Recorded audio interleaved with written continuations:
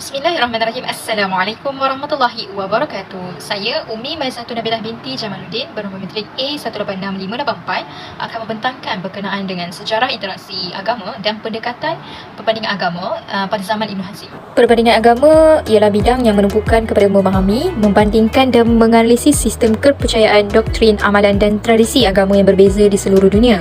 Matlamat utama perbandingan agama adalah untuk meneroka persamaan dan perbezaan antara pelbagai agama serta memahami kesan agama terhadap budaya, masyarakat dan individu. Terdapat ramai tokoh perbandingan agama yang aktif dalam melakukan penulisan serta kajian dalam bidang ini, termasuklah tokoh Muslim dan juga bukan Muslim.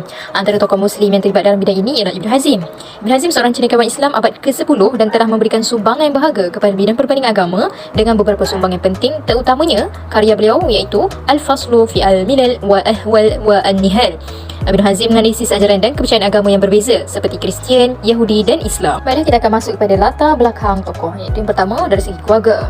Keturunan Ibn Hazm berasal daripada seorang Kristian yang kemudiannya menganut agama Islam. Dari sudut pendidikan dan keilmuan pada zaman Ibn Hazm pula, walaupun aktiviti keilmuan dijalankan dengan bebas, namun terdapat juga tekanan dan sekatan yang dikenakan oleh para pemerintah terhadap ulama. Kita akan teruskan kepada konsep, iaitu yang pertama, matlamat. Matlamat Ibn Hazm dalam perbandingan agama ini adalah bukan sahaja berdebat dengan orang bukan Islam, tetapi juga menjelaskan kerosakan maklumat yang berlaku kepada mereka dengan tujuan untuk mempertahan akidah dan agama yang banyak dikritik pada zamannya. Antara kerosakan maklumat yang terdapat dalam Perjanjian Baru adalah dalam bab Kejadian 9 ayat 3 hingga 6.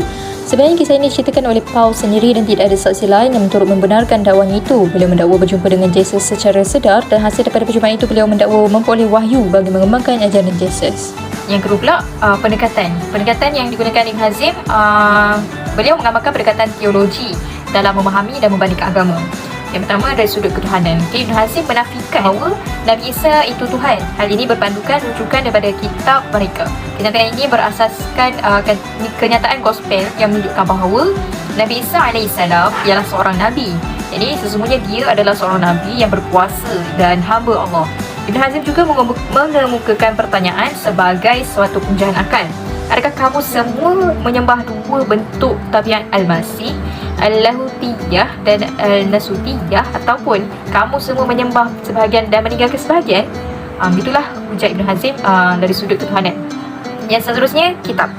Ibn Hazm mengatakan adalah pasti bahawa ini bukanlah teks apa yang di tangan mereka, tetapi sebaliknya adalah penyelewengan dan perubahan oleh kebanyakan mereka, dan mereka mengakui apa yang ada di tangan mereka dan tidak tahu apa yang kami percaya. Seterusnya, faktor keterlibatan. Ibn Hazm beliau berpandangan bahawa sebagian besar manusia menulis banyak karya tentang perbezaan agama dengan panjang lebar, dan kebanyakan mereka melakukan kesalahan dan kekeliruan. Justru keterlibatan Ibn Hazm dalam bidang perbandingan agama adalah untuk menjelaskan serta menyebarkan ilmu pengetahuan semata takarrub kepada Allah dan menyebarkan kebajikan. Selain itu, Ibn Hazm ingin mempertahankan agama Islam di tengah kritikan pedas yang dilancarkan oleh kaum agama lain. Sebagai contoh, Ibn Nughrillah, iaitu seorang Yahudi, ketika menyusun sebuah risalah yang mengaji Al-Quran, mendorong Ibn Hazm membuktikan kebohongan dan penyimpangan yang ada pada kitab Taurat kaum Yahudi. Contoh ayat yang terdapat penyimpangan yang jelas adalah perkenaan keupayaan manusia melihat Tuhan secara langsung di dunia. Hal ini dapat dilihat dalam Genesis 32 ayat 23 hingga 30 dan juga Deuteronomy 10 ayat 17 hingga 21. Dalam Genesis menceritakan bahawa manusia dapat melihat Tuhan secara langsung di dunia, manakala dalam Deuteronomy dinyatakan bahawa manusia tidak dapat melihat Tuhan secara langsung. Hal ini dapatlah dilihat bahawa kedua-dua tersebut mendapat percanggahan yang jelas. Terusnya, tipologi agama.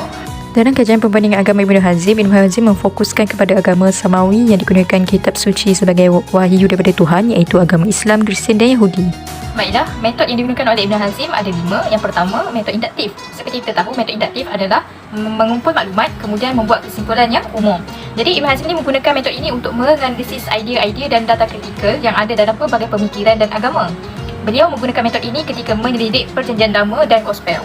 Beliau telah menghimpunkan kesilapan fakta yang terang dan jelas yang terdapat dalam kedua-dua buah kitab tersebut tanpa dikecualikan. Jadi Ibn Hazm ini merumuskan bahawa kedua-dua buah kitab itu bukan wahyu asli tetapi hasil campur tangan manusia. Seterusnya, metod deskriptif. Ibn Hazm membuat penelitian secara mendalam bagi mengkaji maklumat berhubung dengan aliran-aliran yang dikaji ketika membuat perbandingan antara agama dan pemikiran. Beliau memberikan kenyataan yang jelas terhadap beberapa maklumat penting dan kemudian ia turut menyatakan beberapa persamaan dan juga perbezaan antara agama yang dibandingkan itulah.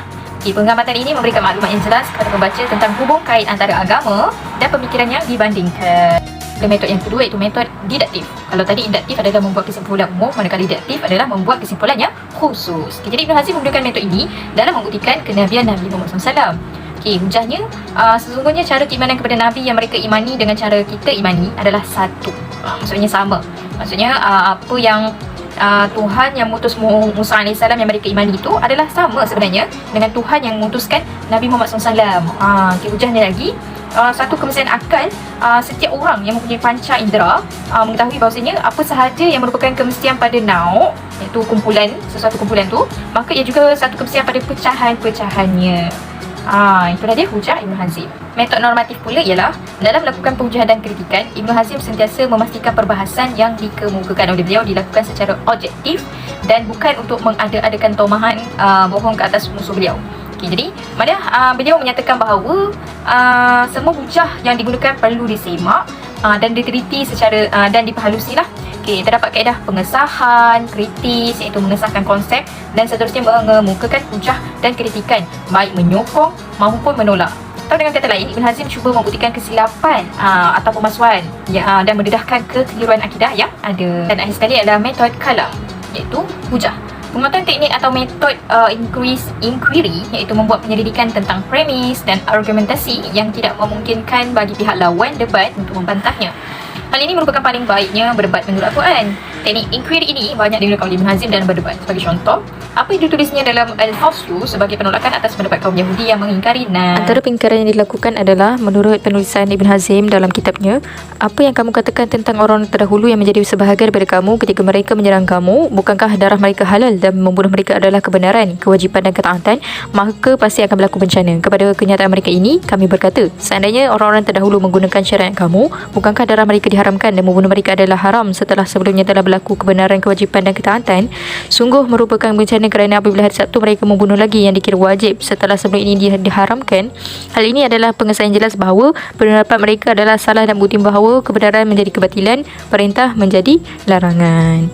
Baiklah, jadi dapatlah diketahui di sini bahawa Ibn Hazm menggunakan hujah logik dan juga teologi dalam mempertahankan akidah Islam dan juga mengkritik agama lain. Walaupun perkataan beliau dianggap kontroversi, beliau kekal sebagai salah seorang tokoh penting dalam sejarah pemikiran Islam dan perbandingan agama. Ketokohan Ibn Hazm dalam bidang perbandingan agama wajar dicontohi agar kebenaran serta kesucian agama Islam dapat dipelihara. Sekian itu sahaja daripada saya. Wabillahi taufiq wal hidayah. Wassalamualaikum warahmatullahi wabarakatuh.